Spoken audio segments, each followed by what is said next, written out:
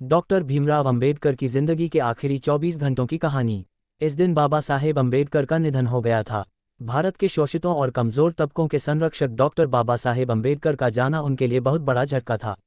अपना अस्तित्व बचाने और पढ़ाई के लिए डॉक्टर बाबा साहेब अंबेडकर का संघर्ष, दलितों के उत्थान के लिए उनके प्रयास और आज़ाद भारत के संविधान के निर्माण में उनका योगदान बहुत से लोगों के लिए प्रेरणा स्रोत रहा है। उनके लिए ये सफ़र बहुत मुश्किल रहा था। इस पूरे सफ़र के दौरान बाबा साहेब कई बीमारियों से जूझते रहे थे। वो डायबिटीज़, ब्लड प्रेशर, न्यूराइटिस और आर्थराइटिस जैसी लाइलाज बीमारियों से पीड़ित थे। डायबिटीज़ के चलते उनका शरीर बेहद कमज़ोर हो गया था। गठिया की बीमारी के चलते वो कई रातों तक बिस्तर पर दर्द से परेशान रहते थे।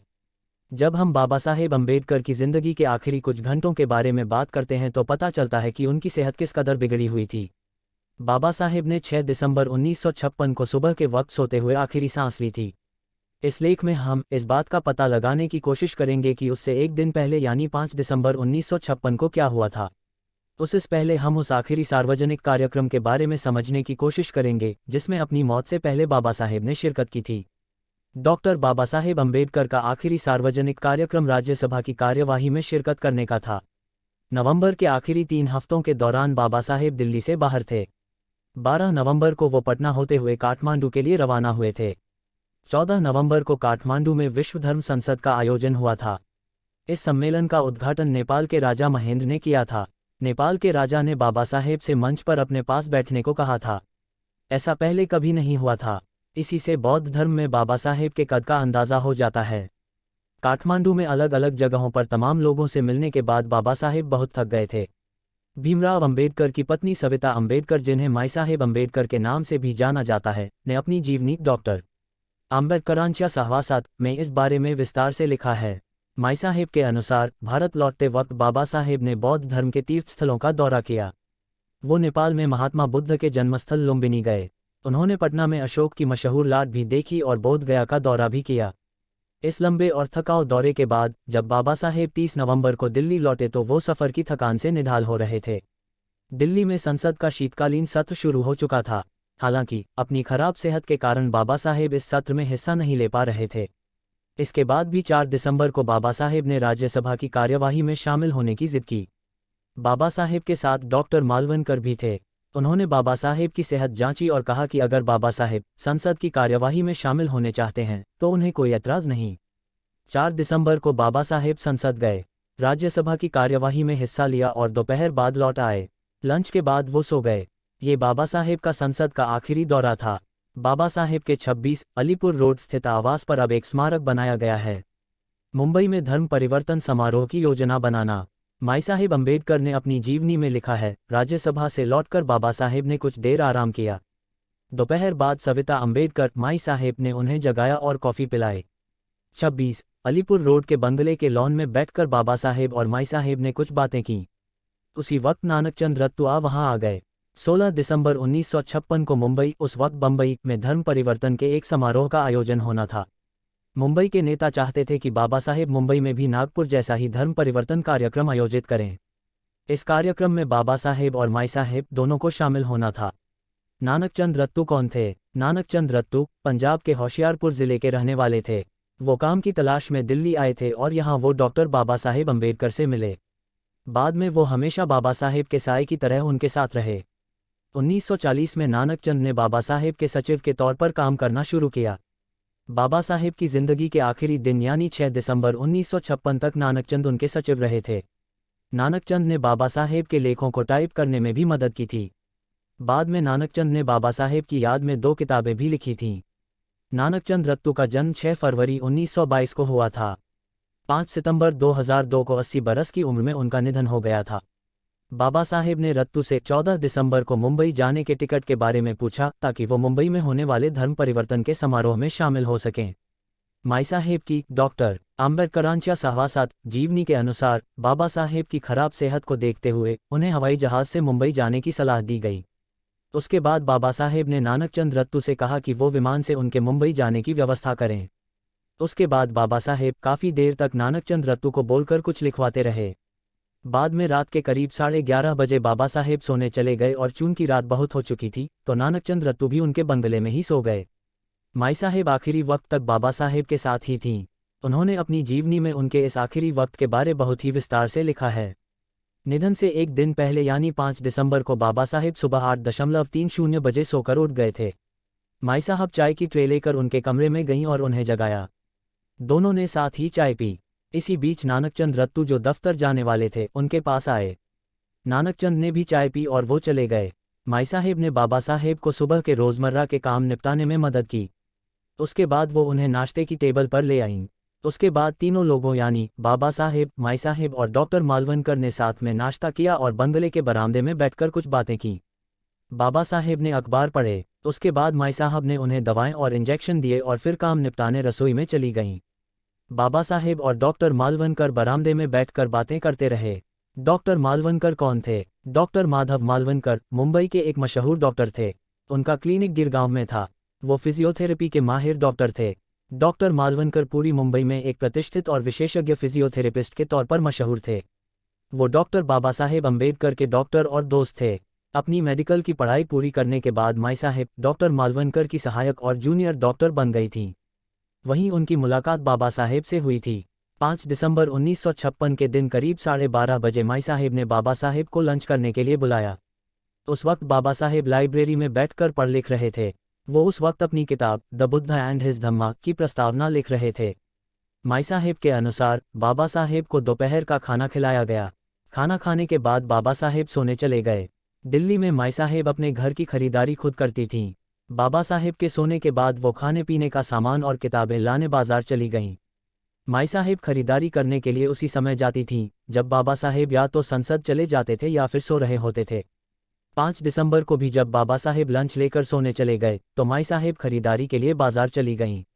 डॉक्टर मालवनकर 5 दिसंबर की रात को ही विमान से मुंबई जा रहे थे। वो भी मुंबई जाने से पहले अपने लिए कुछ सामान खरीदना चाह रहे थे। तो डॉक्टर मालवनकर भी माई साहेब के साथ खरीदारी के लिए बाजार चले गए। चूंकि बाबा साहेब सो रहे थे तो वो बिना बताए ही बाजार चले गए, जिससे उनकी नींद में खलल न पड़े। माई साहेब और डॉक्टर मालवनकर दोपहर को करीब 2:30 बजे बाजार गए थे और वो दोनों शाम लगभग 5:30 बजे बाजार से घर लौटे।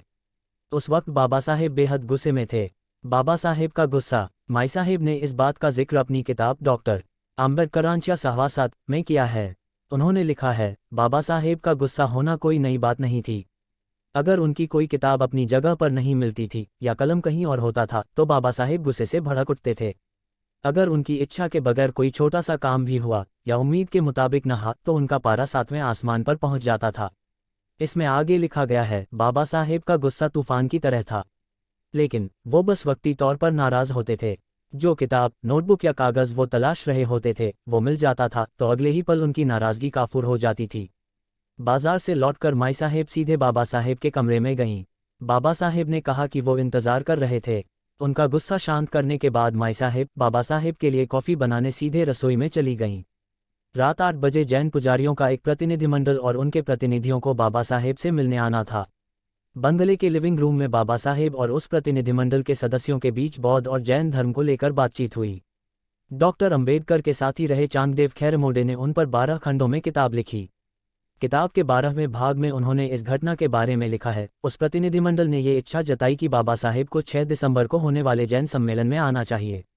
प्रतिनिधिमंडल ने अपील की कि बाबा साहेब वहां आकर जैन धर्म के भिक्षुओं के साथ बहस मुबाहिसा करें ताकि जैन और बौद्ध धर्म के बीच एकता कायम हो सके। बुद्धम शरणम गच्छामि का पाठ।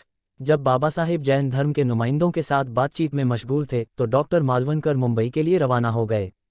जैसा कि माई साहेब ने अपनी किताब में लिखा है कि डॉक्टर मालवनकर ने मुंबई जाने के लिए बाबा साहेब से इजाज़त ले ली थी और वो हवाई अड्डे रवाना हो गए। हालांकि चंगदेव खैरमोडे ने बाबा साहेब की जीवनी में लिखा है, जब डॉक्टर मालवनकर मुंबई के लिए रवाना हो रहे थे तो उन्होंने बाबा साहेब से एक लफ्ज़ भी नहीं कहा।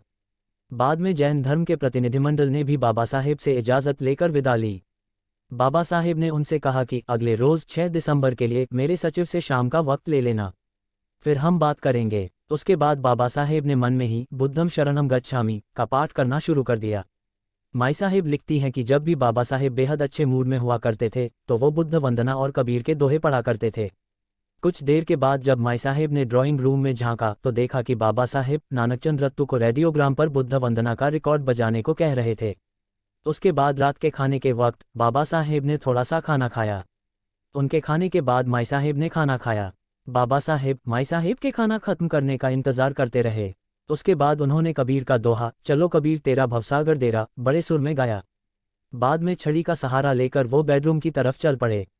उनके हाथ में कुछ किताबें भी थीं। बेडरूम की तरफ बढ़ते हुए ही बाबा साहेब ने अपनी किताब द बुद्धा एंड हिज धम्मा की प्रस्तावना की एक कॉपी और एम जोशी और आचार्य अत्रे के नाम लिखी चिट्ठियां भी सौंपी और नानकचंद से कहा कि वो ये सब उनकी मेज पर रख दें।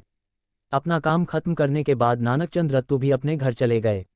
माई साहेब अपना काम निपटाने रसोई घर में चली गईं और फिर बाबा साहेब का महापरिनिर्वाण हो गया। जैसा कि माई साहब ने अपनी आत्मकथा में लिखा है कि बाबा साहेब को देर रात तक लिखने पढ़ने की आदत थी। अगर वो रम जाते तो सारी सारी रात पढ़ते लिखते रहा करते थे। लेकिन माई साहेब अपनी जीवनी में लिखती हैं कि 5 दिसंबर की रात नानकचंद रत्तू के अपने घर रवाना होने के बाद बाबा साहेब ने द बुद्धा एंड हिज धम्मा की प्रस्तावना में फिर से बदलाव किया। इसके बाद उन्होंने एम जोशी और आचार्य प्रहलाद केशव अत्रे के अलावा ब्राह्मी सरकार के नाम लिखी अपनी चिट्ठियों पर भी फिर एक नज़र डाली। उसके बाद वो रोज़मर्रा के उलट 11:30 बजे ही सोने चले गए। उस रात के बारे में बहुत जज्बाती होते हुए माई साहेब ने लिखा है कि 5 दिसंबर की रात बाबा साहेब की जिंदगी की आखिरी रात साबित हुई। 6 दिसंबर की सुबह जिसकी शुरुआत सूर्यास्त से हुई थी, 6 दिसंबर 1956 को माई साहेब रोज़ की तरह सुबह उठी। चाय बनाने के बाद वो ट्रे लेकर बाबा साहेब को जगाने उनके कमरे में गईं। उस वक्त सुबह के 7:30 बज रहे थे।